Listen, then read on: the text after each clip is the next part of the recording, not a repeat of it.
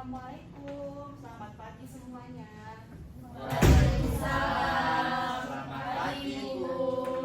Oke, bagaimana kabarnya hari ini? Apakah sehat semua? Sehat. Oke, sebelum kita mulai pembelajaran hari ini, saya minta tolong kepada ketua kelas untuk memimpin doa terlebih dahulu. Silakan. Baik, Bu. Sebelum memulai pelajaran kita pada hari ini, marilah kita berdoa menurut kepercayaan masing-masing. Berdoa dimulai. Doa selesai.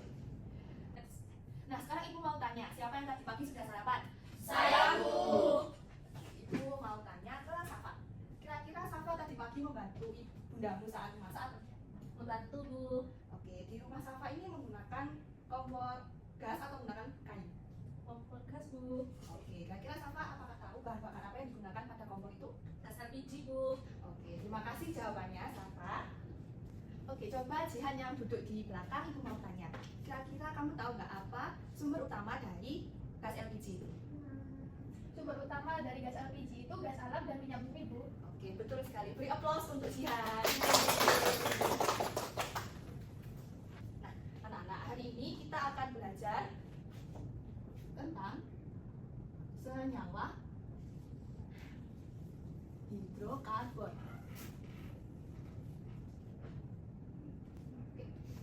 Apakah kalian tahu apa hubungan dari gas LPG dan senyawa hidrokarbon? Tidak tahu, Bu. Nah, jadi anak-anak, gas LPG itu merupakan salah satu contoh dari senyawa hidrokarbon. Mengapa hal itu terjadi? Dikarenakan gas LPG ini tersusun dari senyawa hidrokarbon yang bernama propana sebanyak 90%. Nah, propana itu salah satu contoh dari senyawa hidrokarbon. Nah, produk-produk lain yang merupakan contoh dari senyawa hidrokarbon itu ada bensin, oli, kemudian juga produk-produk lain yang terbuat dari bahan alam. Oke, apakah sudah siap semuanya? Sudah.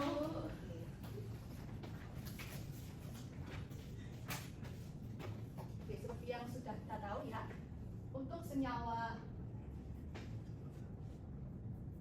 hidrokarbon itu merupakan senyawa organik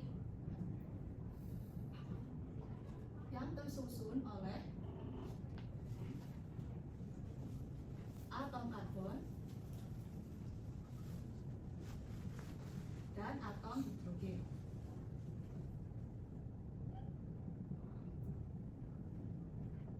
Nah, meskipun senyawa hidrokarbon ini hanya tersusun oleh atom karbon dan atom hidrogen, tapi senyawa itu sering kita temukan dalam kehidupan sehari-hari.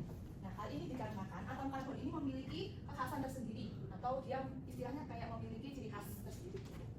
Nah, salah satu ciri khas dari atom karbon yang akan Ibu jelaskan sekarang itu adalah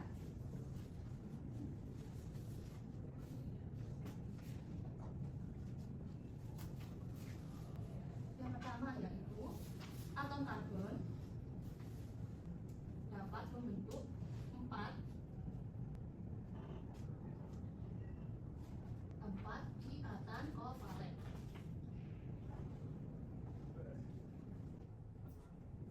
Nah, sekarang Ibu mau tanya. Coba jelaskan, kira-kira mengapa atom karbon ini dapat membentuk 4 ikatan kovalen? Bagi yang bisa menjawab, boleh angkat tangan. Ayo, apakah tidak ada yang tahu? Coba kita ingat-ingat ke materi yang telah kita pelajari sebelumnya. Nah, kita tahu kan kalau atom karbon itu merupakan unsur yang berada pada golongan 4A atau golongan 14. Nah, dari sini ada yang tahu mengapa atom karbon ini dapat membentuk 4 ikatan kovalen? Oke, ayo siapa yang mau menjawab? Saya, Bu. Oke, silakan. Jadi, atom karbon dapat membentuk 4 ikatan kovalen karena atom karbon memiliki 4 elektron valensi. Oke, betul sekali. Beri tepuk tangan sekali lagi. Oke, berdasarkan jawaban Jihan tadi, kita tahu ya kenapa atom C ini dapat membentuk 4 ikatan kovalen. Nah, selain itu, ikatan kovalen yang terdapat pada atom karbon ini yaitu bersifat stabil dan memenuhi kaidah oktet. Oke, jika sudah, kita akan langsung lanjut ke pembahasan selanjutnya, yaitu tentang struktur atom karbon. Nah, struktur atom karbon sendiri ini ada 4. Untuk yang pertama, yaitu atom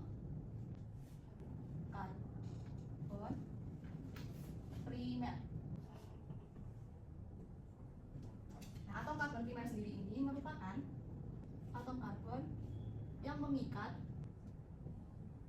satu atom karbon lain.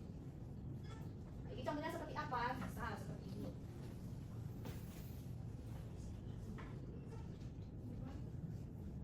Nah, di sini contohnya kan atom karbon ini hanya mengikat satu atom karbon yang lain. Jika kurang jelas, ibu kasih contoh yang lain.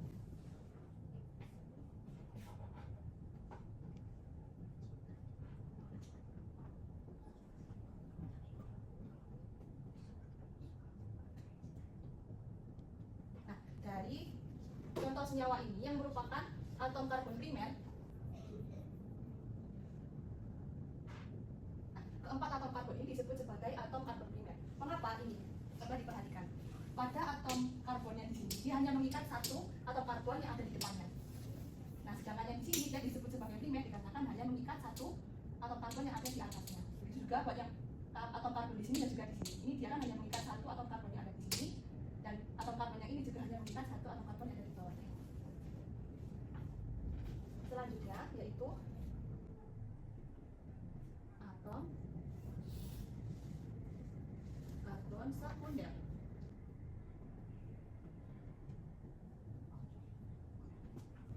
Nah, sama seperti yang sebelumnya, kalau atom karbon primer, berarti kalau atom karbon sekunder dia mengikat dua atom C yang lain.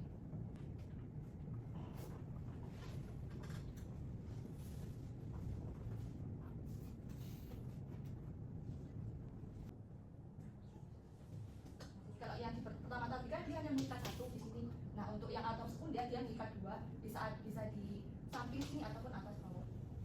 Ibu kasih contoh juga.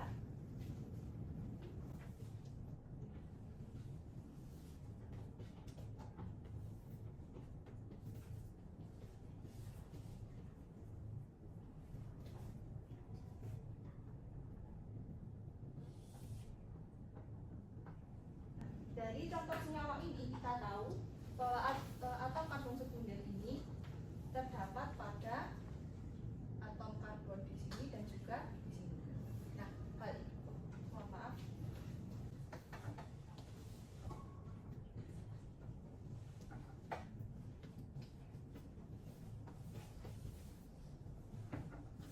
Dia hanya ada satu atom karbon sekunder. Hal ini dikarenakan, nah, berdasarkan yang kita lihat kan, untuk atom karbon ini mengikat dua atom karbon yang lain di belakang dan di depan sini.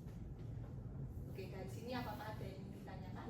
Tidak, Bu. Oke, jika tidak ada, kita lanjut ke struktur atom karbon yang ketiga. Itu atom karbon tersier.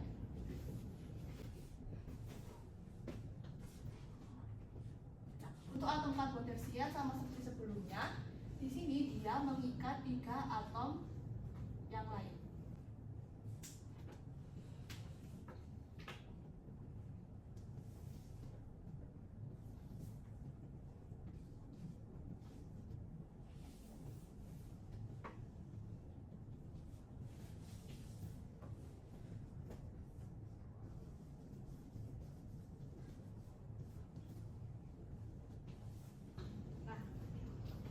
Untuk atom karbon yang tersier ini dia mengikat tiga atom karbon yang lain kan. Nah, dari contoh senyawa ini, atom karbon ini merupakan atom karbon tersier dikarenakan dia mengikat tiga atom karbon yang ada di belakang, di depan dan juga di bawah. Sama juga seperti yang sebelumnya. Nah, jadi untuk atom karbon kuartoner ini dia mengikat empat atom karbon yang lain.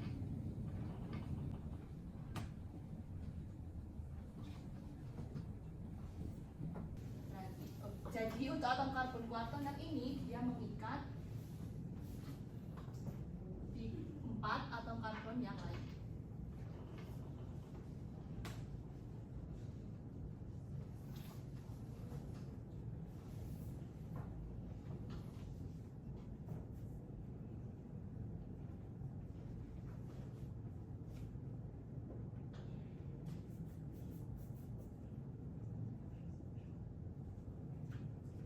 kita tahu kalau atom karbon koordinat ini mengikat 4 atom karbon yang lain.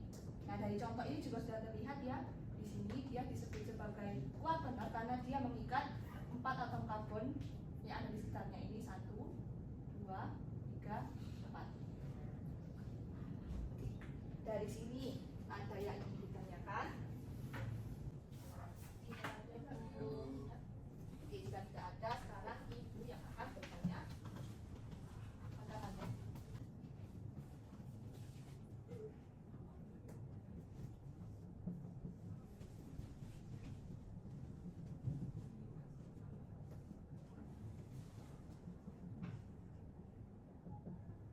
Berdasarkan gambar senyawa yang di depan ini, siapa yang berani untuk menunjukkan ada berapa saja struktur atom karbon di depan ini?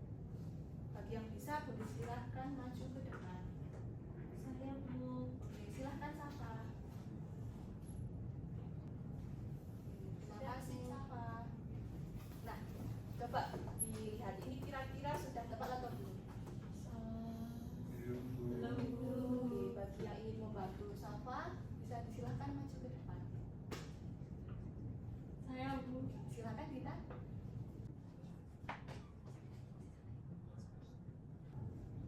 Oke, ini sudah betul ya jawabannya Dita. Beri tepuk tangan untuk Dita. Ada. Kita akan lanjut ke tata nama senyawa hidrokarbon. Nah, sebelum itu Ibu ingin menjelaskan bahwa senyawa hidrokarbon ini terdiri dari 3 jenis. Nah, yang pertama yaitu senyawa alkana, alkuna, dan alkena.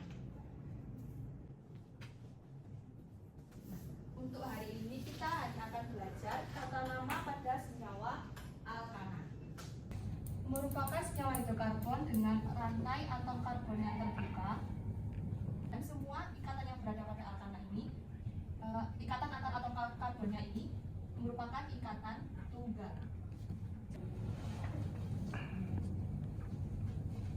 Yang pertama, Ibu akan menenangkan kalian pada penamaan senyawa alkana dengan jumlah atomnya. Nah, untuk jumlah atom karbon 1 ini dia memiliki nama iuret berupa E6 dengan rumus molekul CH4. Nah, sedangkan senyawa alkana dengan jumlah atom karbon 2 disebut dengan etana dengan rumus molekul C2H6. Untuk jumlah atom karbon yang lain bisa kalian lihat di buku kalian masing-masing ya. Maka langkah pertama yang dapat kita lakukan untuk penamaan senyawa alkana yaitu menentukan rantai induk. Nah, untuk menentukan rantai induk ini kita bisa lihat dari atom karbon dengan jumlah yang paling banyak. Maksudnya gimana itu? Yang akan Ibu perlihatkan pada contoh senyawa ini. Contoh senyawa ini kan kita akan menentukan rantai induknya itu yang mana ya? Nah, jadi kita lihat dari jumlah atom karbon yang paling banyak itu naik garisnya dari kiri ke kanan, nah, misalnya. Nah, ini kan dia memiliki, jika kita tarik garis lurus seperti ini, dia akan memiliki 5 atom karbon. Yang ke 1, 2, 3, 4. Sedangkan kalau misalkan kita mengikuti garis yang kedua, bila kita menentukannya dengan cara seperti ini, maka dia akan memiliki 4 atom karbon. Nah, jika kita menemukan kasus seperti ini, maka kita dapat menentukan bahwa rantai induk dari senyawa ini adalah 5 atom karbon. Nah, untuk penamaan yang kedua yaitu memperhatikan cabang alkil. Apa ya kira-kira cabang alkil itu? Atau yang berada di bawah ini merupakan cabang alkil. Nah, untuk cabang alkil sendiri juga ada penamaannya tersendiri. Nah, di sini kita tahu kan bahwa dia hanya memiliki 1 cabang alkil. Nah, jika dia hanya memiliki 1 atom karbon sebagai alkil, maka dia disebut dengan metil. Nah, mengapa disebut metil? Nah, kata metil ini berasal dari metana.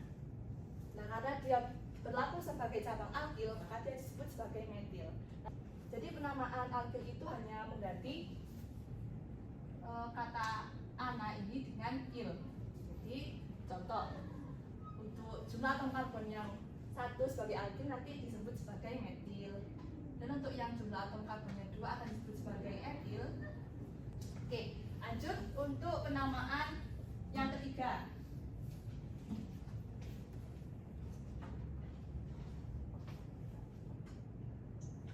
Untuk yang ketiga, ini adalah urutan dalam penulisan nama senyawa ini harus sesuai dengan abjad, huruf abjad. Penamaan yang terakhir itu yaitu urutan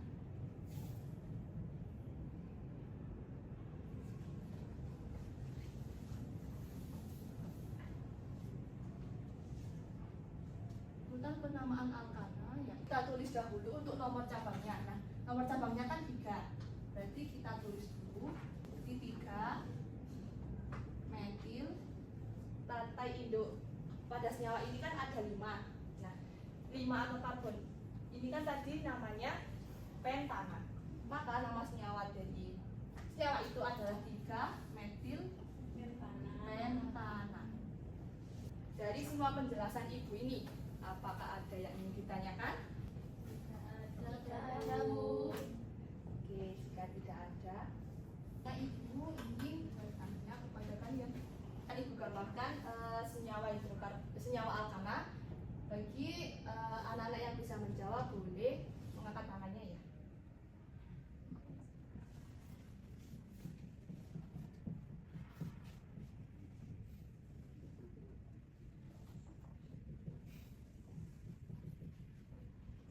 Saya Bu. Oke, silakan Ivan. 2,3 dimetil pentana Bu. Oke, betul. Beri tepuk tangan kepada Irfan. Oke, jadi sekarang kita tahu ya apa itu senyawa hidrokarbon dan penamaan pada senyawa alkana. Nah, di awal tadi kan Ibu sudah menyinggung ya hubungan antara gas LPG dengan senyawa hidrokarbon. Jadi kita tahu bahwa gas LPG itu merupakan contoh dari senyawa hidrokarbon karena dia kan mengandung senyawa propana dengan jumlah atom karbonnya yaitu 3, karena namanya kan propana ya. Oke. Nah, sekiranya cukup untuk hari ini. Untuk minggu depan kita akan melanjutkan penamaan senyawa hidrokarbon pada alkuna dan juga alkena. Baik, kita cukupkan untuk pembelajaran hari ini. Sampai berjumpa kembali pada pekan depan. Terima kasih ya. Wassalamualaikum warahmatullahi wabarakatuh. Waalaikumsalam.